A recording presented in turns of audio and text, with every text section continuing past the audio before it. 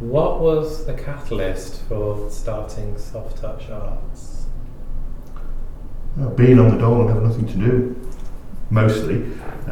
We were all doing some kind of arts-related job, working part-time for City Council, things like that. And then we got asked to do a swimming pool performance. A swimming pool got given a prize for £1,000, and the arts officer at City Council said, "Would you do a performance?" So a team of us did that, and from that team we formed Soft Touch Arts. It was the first swimming pool show we did, and we did 4 more after that. 5 more? No, 4 more. 4 more. 4 more. That sounds like quite an organic process that sort of formed as it went along. Yeah. Whenabouts did you start? What year roughly? That was 1986. Well, 85, the Christmas of 85. And then incorporated in 1986. Yeah. So it's been about 35 years. Yeah.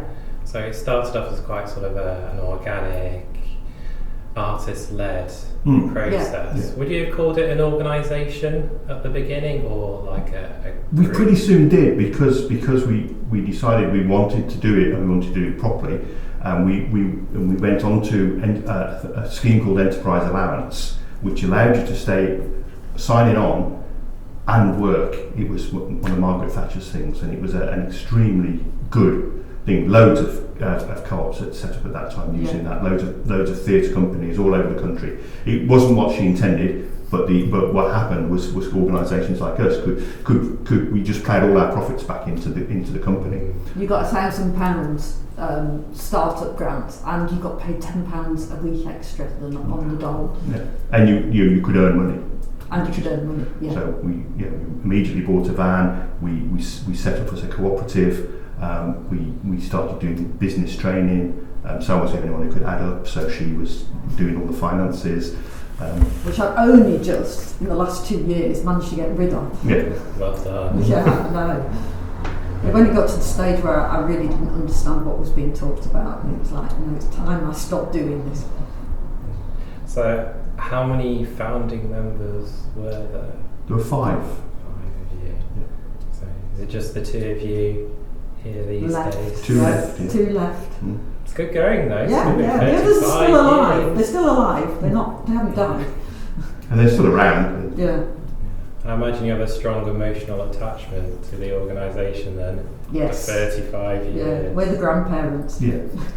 It's quite difficult to let go of, but that is something we're having to go through at the moment as we reach the end of our careers. How we pass on something like this to a new group of people is quite an undertaking. So in the beginning, when you were sort of forming as a group, and what led you to decide to form as a cooperative? How did that discussion form? Literally, we walked past an A-board that said training courses for people who want to become cooperatives, and we thought, oh, cooperative. That sounds like that fits in with the way we think, and we decided to go and investigate, and that was it really. So it was literally that A-board that did it. And as part of you going on enterprise, you had to sign up to do business training, but the business training for enterprise allowance was dreadful, and so we luckily stumbled across the CDA, which is a cooperative development agency, and signed up with them, and that allowed us. That was our business training. And the business training we had from that was 10 times better than what other people on enterprise allowance were getting from the government standard business agency. My Uncle Ted. Do you remember? Yeah, dreadful. Yeah. That's interesting. It was almost like just a happenstance moment that sort of snowballed from that. Do you feel that cooperatives or cooperative structure lends itself to arts organisations well? Yes, I think definitely. I think that that either non-hierarchical or much more fluid hierarchy suits. You can pull strengths from each Yeah, other. Well, I think Absolutely. there's the collective nature of working in the arts. The way we work in particular needs to be collective. People need to be invested in it. But also in terms of being an arts organisation that's funded in this country is quite a stressful thing for a CEO. And we've lots of times either been advised or nudged towards going to a CEO model. Quite recently, that business advisor said that that's what we should do, and we've resisted that because we still, even though we're now no longer officially a co-op, we still have a 5-director team that runs the company. And all the other arts organisations that I know, their CEO has at some point had time off because of the strain of being a single CEO. It's too much. Yeah, it's too much to ask one person to do. Mm-hmm. In our succession plan, the plan is to have 3 directors. So five directors again kind of was never a name. It's kind of was a legacy of the 5. A legacy, original. yeah, the 5 originals. So it will be planned to have 3 directors in when we've all finally retired. You sort of touched on the next point I was going to bring up about what aspects of being a cooperative helped you facilitate your aims as an organisation. It was interesting you talked about the personal human element of it and the stress that can be on one individual, and then you can support each other doing that. Is there any other elements of being a cooperative organisation that's helped you meet your mission statement or your organisation's objectives? I think for us, the kind of arts organisation that we are, whereby our work is in collaboration with young people, that when we first started doing community arts, and it was called community arts then, it was much more patriarchal than it is now. It was much more about well-meaning artists going to communities and giving them some art.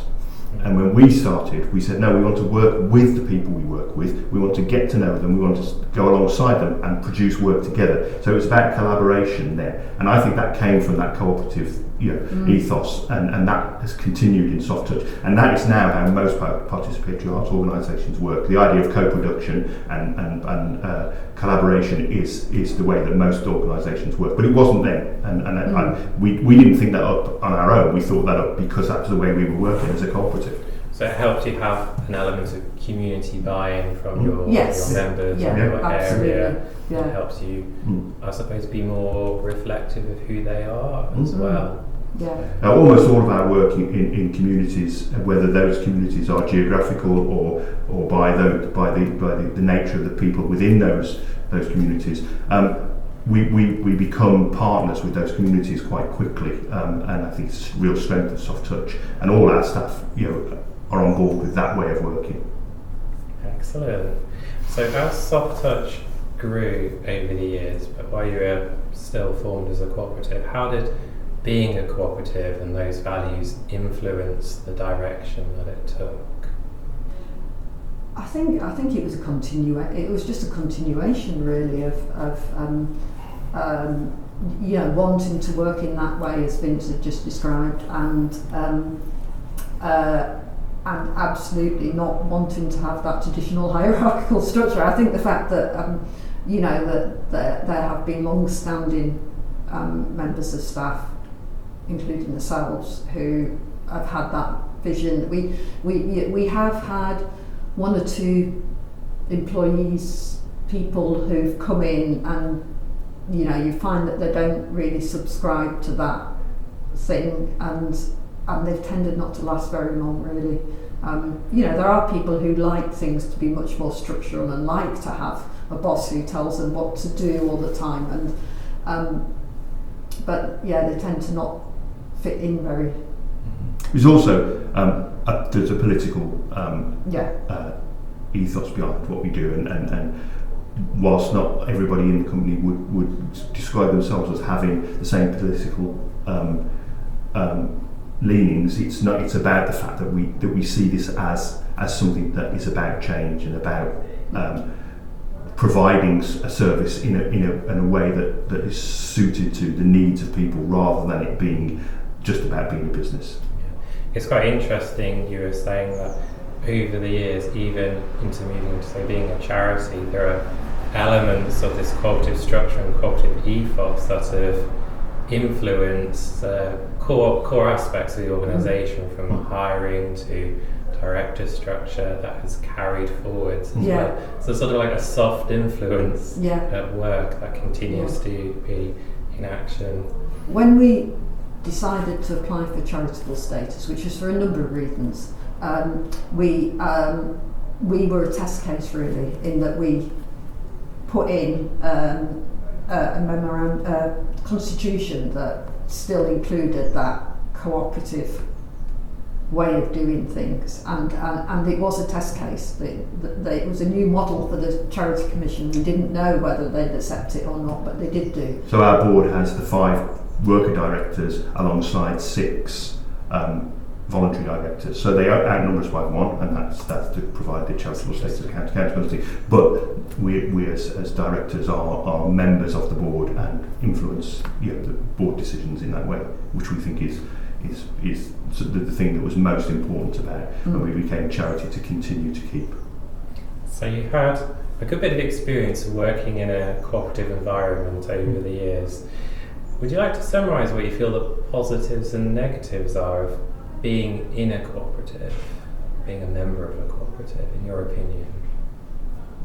The positives for me is being part of a team. I'm a team player, absolutely. So being a team, being an equal member of a team is a real positive for me.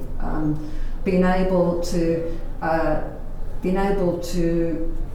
have your own direction, and I think joint decision making. People often say, "Oh, doesn't it take so much longer to make decisions?" Sometimes it does, but then those decisions tend to be so much better because you've had other people putting their opinions in that make you suddenly go, maybe that isn't the right way to do that. So once those decisions have been made, they feel so much more like they're good decisions. And I think also, the political thing and the fact that, that we carry that way of working right through to how we work with our groups of young people. It's not about teaching them, it's about facilitating, it's about working together as a team. That's it for me. I mean, there are some negatives, but I don't think those things affect things as much as people would worry about them. Sometimes there's less surety about who's doing what thing. We do have some crossovers in people's roles and things like that. We could be tougher about that and not have that. I mean, and at times we have been more or less able to do that. But it's there's a sense of responsibility that runs through, particularly directors and then the senior workers that have been here a long time who aren't directors. That kind of overcomes those negative things. That's about. It's almost like soft touch is a thing in itself, and in fact, young people call it. Have you done soft touch? And I think people who work for soft touch feel like they work for a thing, not just a company. And that's about what we do, but it's also about how we work. There's a clear buy-in, isn't there? Yeah. So I think one of the ways to illustrate that is that our reputation, which you hear lots of people saying, is that soft touch always deliver. They always deliver what they say they're going to deliver, and that is partly reflective of that way. It's like, yes, we do all have our areas of expertise and our areas that we're responsible for, but if something needs to happen and for whatever reason the person who was going to make that happen can't do it, they're ill, whatever, we will. There's no one saying, well, that's not in my job description to do that. We will make it happen. It's everybody's company, so everybody, and the ones that don't feel like that are the ones that don't stay, because they, when you ring them up on Friday night and say, we've got this weekend workshop that somebody's fallen ill, somebody's got to take over, they go, oh, well, it's not, whereas most people in the company go, well, it's got to be done, isn't it? It's our company, we have to do it. That sounds like it builds in a lot of resilience as well. So people support each other. Well, certainly in terms of the other thing that being a cooperative and the resilience is an important part of that. The times that we have thrived the most have been the most difficult times. We started during the recession that the Thatcher government created, and our biggest expansion was during the crash of the credit crunch crash, where we took on this fundraising for £1 million building. And that's because as a team we just go, right, what we do when this happens is we go out and we make things happen. We didn't batten down the hatches, which a lot of arts organisations did, because they were felt under threat, and their reaction to that was to put up the defences. Do you think there's a place for cooperatives in the present day? Absolutely. I don't think the political climate is being very supportive, but the climate is absolutely a time for cooperatives, I think. Yeah, I worry that the idea of a social business is swamped by the idea of charities. And as I said earlier, we became a charity. We didn't want to become a charity, and I actually have a bit of a concern that the whole charity way of working creates a kind of a culture that's not a can-do culture. It's not a culture of running your business properly. It's not a culture of being entrepreneurial. There's lots of dynamism that disappears through becoming a charity. Not all charities, obviously it depends on who makes it, but I think overall it dampens down. And what I like about social businesses, and particularly cooperatives, is that idea that it's, you look forward and go, yeah, we can really do this. We've got a thing we want to achieve, and we've got a way of doing that. And I worry that the charity model doesn't do that, particularly for more creative organisations like arts organisations. One of the key words that sort of come out of this discussion is resilience. We've talked about the challenges of setting up in that environment in the 1980s, and how we're comparatively successful during the credit crash around 2008, and we're on an even bigger scale situation in the present day. Of course, we've got the post-COVID environment coming, and we've got the post-Brexit environment layered on top of that, of course. So I imagine there are quite a few people out there thinking of setting up an organisation and considering their structures and their options as well. So when we started, there was a whole network of cooperative development agencies across the country. I'm sure Dorothy's talked about this, which don't seem to exist anymore, which obviously were a good way of encouraging people to set up cooperatives.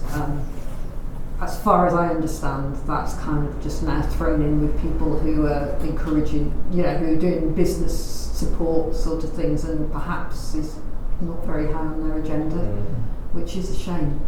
It's a real shame. It's that balance we're saying between the political environment maybe is not there. The economic environment perhaps is leaning in that way, would you say? Yeah. I think that leads to a final question, which is a nice one. Where would you like to see soft touch arts go in the future? And you've talked about succession and things like this, but you can think about your plans, but also your hopes and aspirations for it as well. I think to carry on doing what we're doing in the best way possible, really. I think one of the reasons that Soft Touch has been successful is that we've always had the same aim.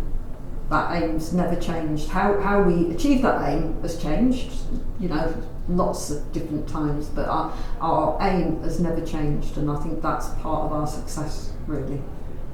Yeah, I think it's the continuity that I'd like to see happen there. I'm going to be retiring soon, and what I want this company to be is the company that the people who are in it want it to be. And that's what the succession planning is about. It's about setting that up so that happens. Again, the example of other arts organisations recently run by people who are very good, and when they left or had to leave, that as CEO models, that completely changed that organisation.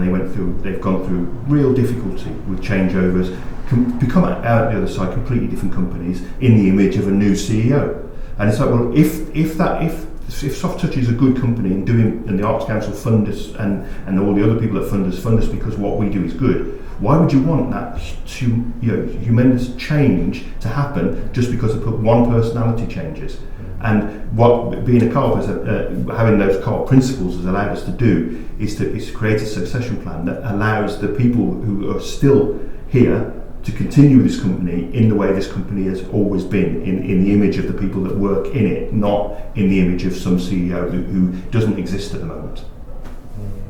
It's interesting, I said a minute or two ago how resilience is a key word to soft touch. I'd also add ethos is a key one. You said, was it soft touch, always deliver? Yeah. And that having that reputation behind the organisation seems to be what will carry it forward. Yeah. Be interesting to see it in another 35 years. Yeah. It will. I don't think I'll be here to do that. But I don't see it as legacy. A lot of people talk about, oh, you must protect your legacy. For me, it's not about legacy. It's not about my soft touch continuing.